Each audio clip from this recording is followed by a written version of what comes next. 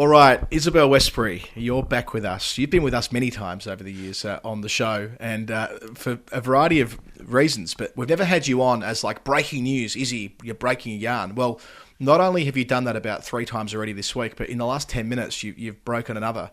What's going on? Oh, that's a really good question. I've got no idea what's going on. I think we should probably be asking the authorities in Indian cricket. But no, on top of the prize money, which I guess was the first story that Indian women haven't been paid their prize money from a tournament that finished 14 months ago. It's kind of opened a bit of a can of worms, and it now transpires that their contractual payments and the retainers, their day-to-day pay essentially hasn't been paid for 8 months. And in particular, the 4 women who didn't get a new central contract in the ones announced last week, because this is May 2021, their old contracts ended on the 1st of October 2020. And yet they were expected to play and train, and they were India women's professionals, but they're not getting paid for that period. So that's 7.5 months where they couldn't seek alternative work, again, other gainful employment, and they would have been paid match fees and tournament daily allowances. And of those 4 cricketers that have been dropped, only one of them, I think, played a single international match, and that was just one ODI against South Africa in March. So, right. Yeah, I mean, pretty shocking, really. So, Izzy, let's just go through this. So, in effect, the contracts that the BCCI have issued a few weeks ago, what they have done is they've not had contracts at all for the intervening 8 months, which gives them this loophole to get out of it. Is that how you're interpreting it? Yeah, if the BCCI, their media announcement, it specified the period of the contracts, and they announced the contracts in May 2021, but it actually started in October 2020. So it would go from October 2020 to the end of September 2021, but the payment is out of sync. And normally, I think they're expected to play them every quarter, but the players just haven't been paid for 8 months. And now all of a sudden they've got an email in their inbox saying, "Oh, you can invoice now for that backdated pay," which in itself apparently is unusual to be told you can invoice a week after the contract's being announced. Normally it's another few months later. So am I to understand it as there are contracts that have run out, the people who've had them, nobody knows if they're going to get them renewed, but they've continued working on the assumption that they will get them renewed. And then some 7 or 8 months after that, some people get them renewed, others don't. Some are told that they can now get paid for work they did 8 months ago, and others are told that you're not actually going to get paid for that because we decided not to give you a contract. That is exactly it. You've explained it far, far better than me. And even those players, the players that didn't get a contract, or even the ones that did, they don't actually find out until they see it announced on the website. So apparently there's like crazy. Sort of a whole load of WhatsApps going around being like, "Have you got a contract? Have you got a contract? All right, so for the last 8 months, I've been, getting paid or not." So it just shows, I guess, the regard these women are held in. And again, I don't know whether this is the same way it works for the men, but I think what is definitely true is that the impact on a woman's player is obviously far greater because there's no underlying domestic contract system. So it's either this or, nothing, or match payments and match fees, etc. And it's also a situation where I'm not sure what it's like for the other 3 of those players, but Veda Krishnamurti has had her mother and her sister die of COVID in the interim, while having now been cut from the contract list and told that she's not going to be paid for what she's done the last 7-8 months. I just can't even begin to think what it must be like for her. I mean, not only did we see, I guess, on social media that the BCCI hadn't contacted her even for, I guess, emotional, moral support. They hadn't contacted her at all during this period until it was kind of raised by some supporters on social media. So it's just a really sad state of affairs, and you hope that this is the impetus that things will change. And BCCI, it's not the only board in the world that's got issues with the way in which it treats its female athletes across sports across the world. But I think on these particular issues, there are some problems. Yeah, it's just more striking because we know the wealth of the BCCI. And your first story, the initial story on Sunday, which you broke, spoke to back pay from the 8th of March last year. That's when the tournament ended. I mean, it seems like a staggering amount of time. And then your story was the catalyst for the Indian media being briefed that they could invoice and recoup this prize money now.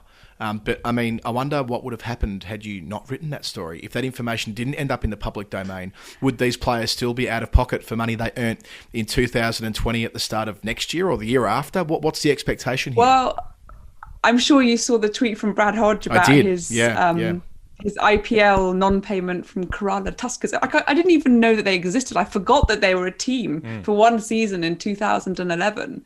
And it sounds... What a season.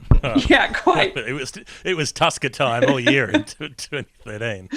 And they still haven't been paid. So I guess it would have been indefinite. I don't know. That's a question I can't answer. It's a lot of money. It's $500,000 for the runner-up in that tournament, meaning that it's 20 odd to 30 odd thousand a player, depending how they divvy it up in US dollars, which is a shitload of Indian rupees. Yeah, I think that's the important context. Is if you look at that money as compared to the salaries, the annual salaries that these players are on, it's sort of split into three tiers.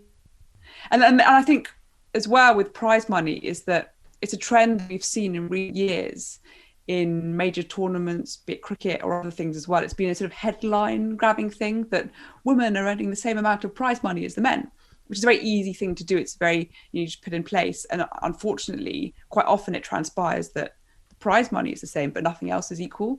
So actually the prize money is a huge thing. It's a huge part of a women's player's income. And again, it's just much more than it would be in terms of the relative income for women than a man. I think it's at least these discussions are starting. I think this is what's really encouraging is that there's traction, people are interested, and it's being discussed both overseas and in India.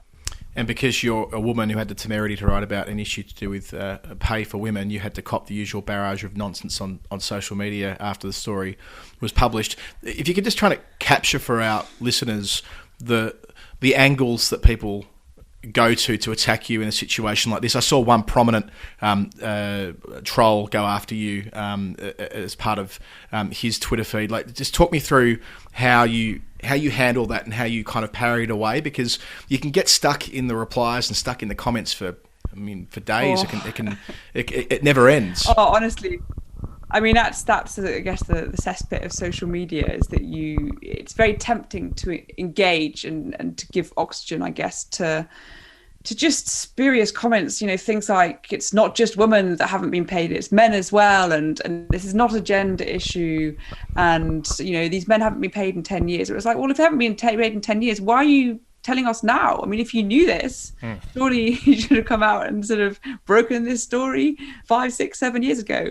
And I think it's just there's two elements to it that really, really get me. Is that one is the relative impact on the women players as compared to the men. There is no belly of domestic cricket payments. Like, once you've lost your contract, haven't got your prize money, it's really bare bones of what you can earn. And the second thing is that what that then reflects on the way in which women are treated in sport or in society more generally. It's not just the prize money. There's other aspects where women are kind of made to feel that everything they get, they should be grateful for.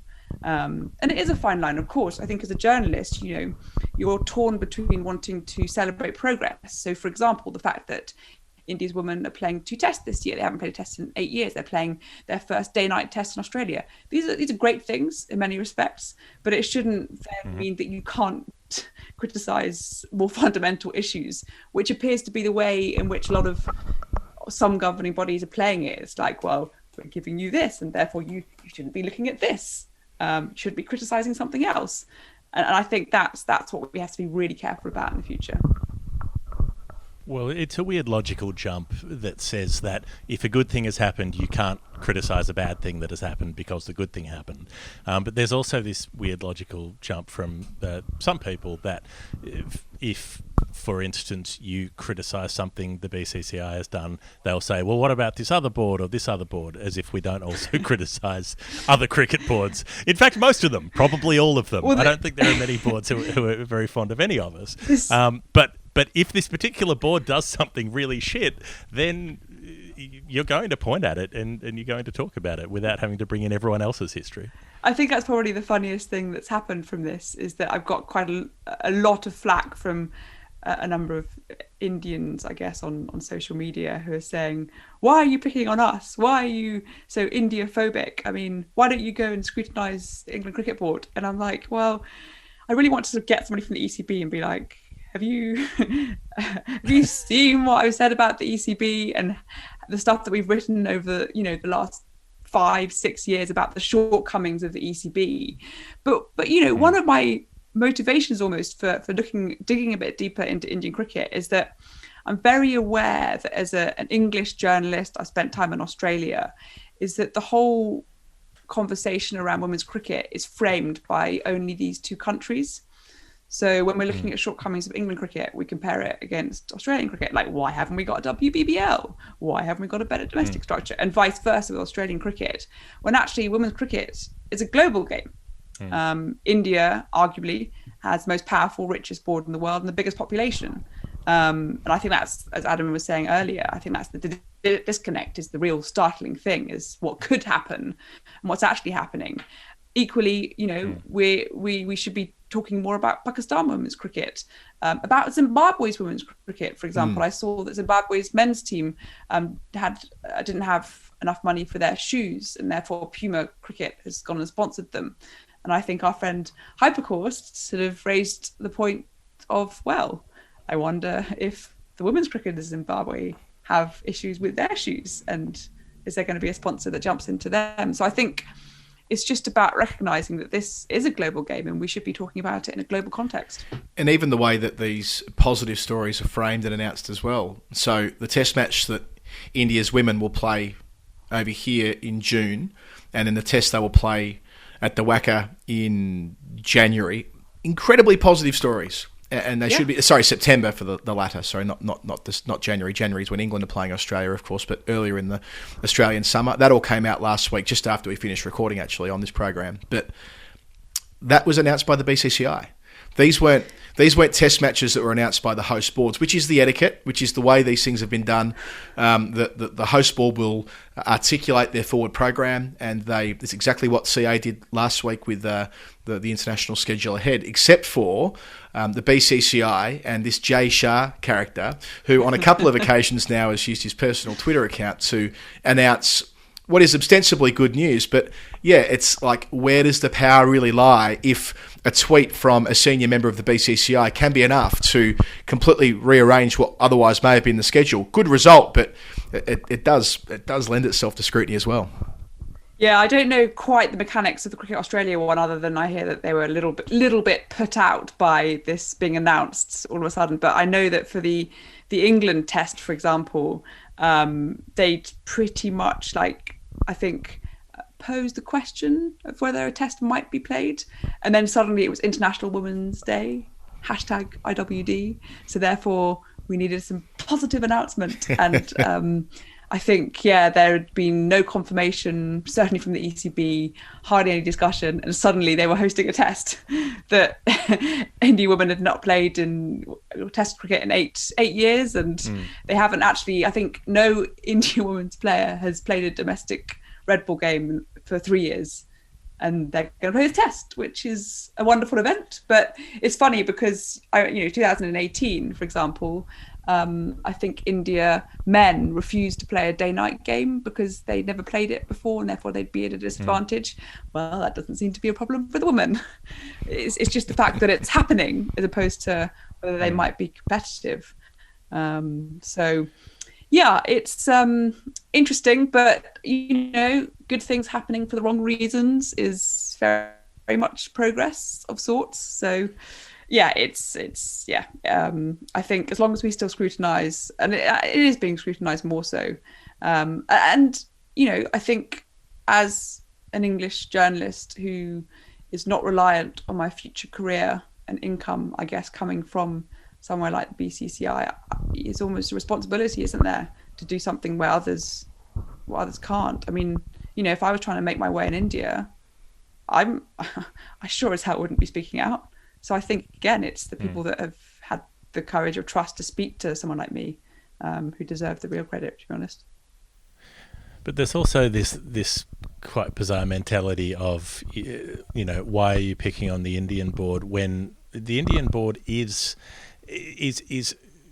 colossally incompetent at times and disorganised in the way that it runs its affairs. The 2016, the T20 World Cup, I don't think we had fixtures until maybe 6 weeks before the tournament started, something like that. We didn't even know where the games were going to be played. Things get organised on the hoof all the time. You don't get fixtures for touring sides heading to India until a few weeks beforehand. There is always this changing around of venues and so on. And so having something like, players getting contracts 6 months after the contract started, or not being paid for a year and a half, or whatever it might be. All of these things are consistent. They're not one-offs. It's the shambles of the way that joint operates. And I don't think anybody can point to it and say that it does operate well. It is a shit show most of the time. And people saying things like, oh, well, they haven't paid the first-class umpires for over a year, or the men's domestic players or so on. That's not an argument in favour of the organisation. That just means they're shit at running more things than just the women's game, which they're also shit at running. So, there are these beneficial bits like the test matches coming up, but they are, as you say, also examples of shit organisation, of just suddenly deciding to announce it unilaterally without having signed it off with the host board and being able to make that work. Like there is a pattern of verifiable behaviour that can be objectively observed that they don't actually manage their own game particularly well. Oh, sure. And you know what? If breaking a story on women's cricket then therefore means that the umpires for men's cricket, domestic men's players, do start getting paid on time, hey, that's what we're aiming for as well. I mean, I'm not here to further women's interests to the exclusion of men, 100% not. I'm a lawyer. I work in governance and public law. I like good processes. I think that's just so important. And if that can happen in sport, then that everyone's the better for it, 100%. Izzy, you've done a good thing this week. Fantastic job on the reporting so far. I'm sure there'll be more of it. You can find your work on The Telegraph, and hopefully, as you say, these players and those around the team who've been brave enough to speak to you will get paid soon. Yeah, I hope so.